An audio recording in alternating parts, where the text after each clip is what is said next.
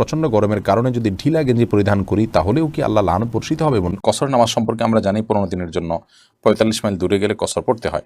আমার জানার বিষয়, আমার দেশ থেকে 14 বা 15 দিনের ওমরার প্যাকেজ সৌদি আরবে নেওয়া হয়। উল্লেখিত দিনের জন্য সৌদি আরবে গেলে কি পূর্ণ নামাজ আদায় করবো নাকি কসর আদায় করবো? কেউ যদি রিটার্ন টিকিট করে 3-4 দিনের জন্য কোথাও সফর করে, তবে ওই সফর স্থলে অবস্থাকালীন এবং যাওয়া আসার সময় রাস্তা নামাজ কিভাবে পড়বেন, কসর না পুরো নামাজ?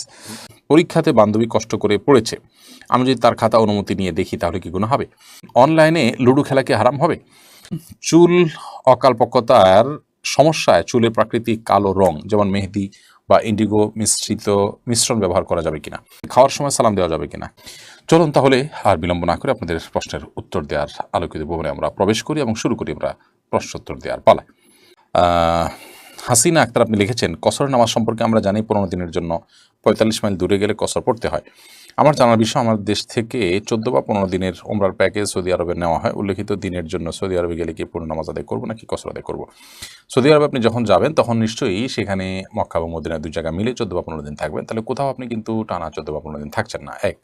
দ্বিতীয়ত হলো যে আপনি সেখানে যে যে প্যাকেজে যান না কেন, সাধারণত হজেও যদি যান তাহলে সেক্ষেত্রে আপনি একই জায়গায় এই পুরো সময়টা থাকছেন না, বরং আপনি সফরের উপরে থাকেন। বিধায় আপনি সেখানে মুসাফির হিসেবে গণ্য হবেন।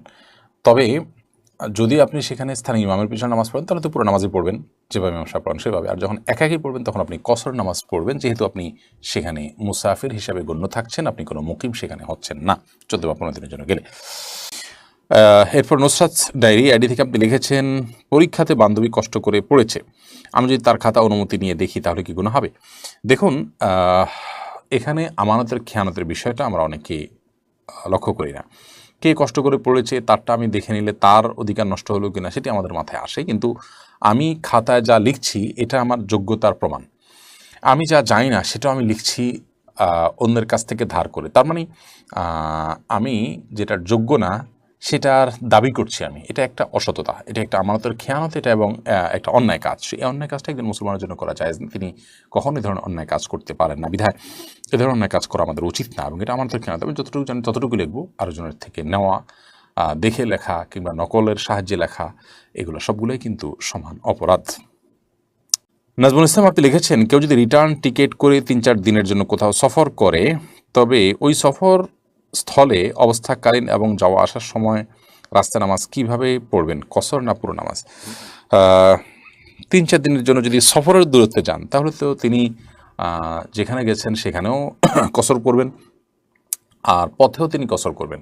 পথে কসরের বিষয়টা হলো যে আপনি আপনার যে ঠিকানা আছে, আপনার যে বাসা বা আপনার যে অবস্থানের জায়গা আছে, সেখান থেকে আপনি যখন আপনার যে একটা পূর্ণাঙ্গ সমাজ, আপনার নাগরিক সুবিধার জন্য যা দরকার, একটা সিটি কর্পোরেশন, একটা ইউনিয়ন পরিষদ, এর মধ্যে একজন নাগরিকের মোটামুটি মৌলিক প্রয়োজনগুলো তিনি পূরণ করতে পারেন। এই সীমানা যখন পেরিয়ে তিনি চলে যাবেন, তখন থেকে তার পুরো পথ জুড়ে, পুরো সফরের সময় জুড়ে তিনি কিন্তু কসরের সুবিধা পাবেন।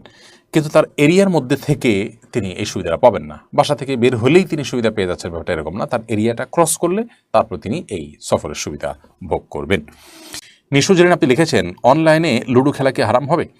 লুডো অনলাইনে হোক আর অফলাইনে হোক, উভয় জায়গাতে খেলা ইসলামের শরীয়তের দৃষ্টিকোণ থেকে নাজায়েজ কাজ, গুনাহের কাজ। কারণ এটা এমন কোনো খেলা নয় যে খেলাকে শরিয়া হালাল করে।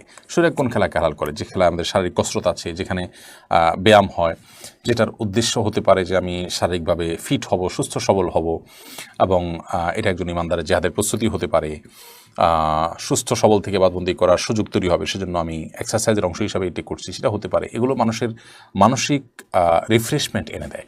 কিন্তু যে সমস্ত খেলা এরকম কোনো উপকারিতা নাই, সেগুলো শরীয়ত অনুমোদন করে না। এর মধ্যে লুডো খেলা একটা, এর মধ্যে মানসিক রিফ্রেশমেন্টের ব্যাপার নাই, শারীরিক ফিটনেসের কোনো ব্যাপার নাই, বরং আরও মানুষকে অবসাদগ্রস্ত করে দেয়।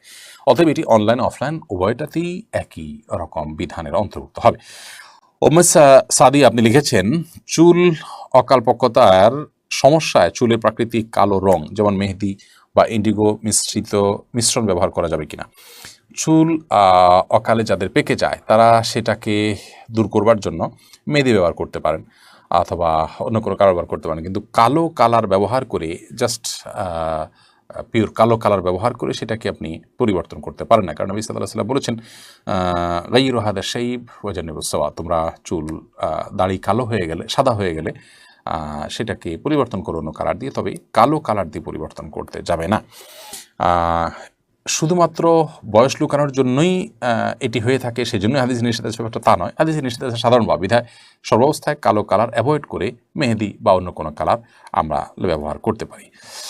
সোহানুর রহমান শিহাব আপনি লিখেছেন, খাওয়ার সময় সালাম দেওয়া যাবে কিনা? খাওয়ার সময় সালাম দেওয়া নেওয়াতে মৌলিকভাবে কোনো অসুবিধা নেই, যদি ডিস্টার্ব ফিল না করেন যাকে সালাম দিয়েছেন তিনি, তাহলে সেক্ষেত্রে খাওয়ার ফাঁকে ফাঁকে আমরা কথা বললে সেটা যেরকম নাজায়েজ নয়, ঠিক সালাম আদান প্রদান করলে সেটা নাজায়েজ নয়।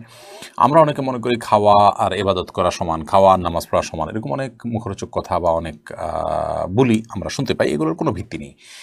নামাজ এরকম কথা বলা যায় না, সালাম দেওয়া যায় না, খাওয়ার সেরকম কথা বলা যাবে না, বোবার মতো বসে খেতে হবে এবং সালাম দেওয়া যাবে না, এরকমটি আমরা অনেকে মনে করি, এটা সঠিক নয়।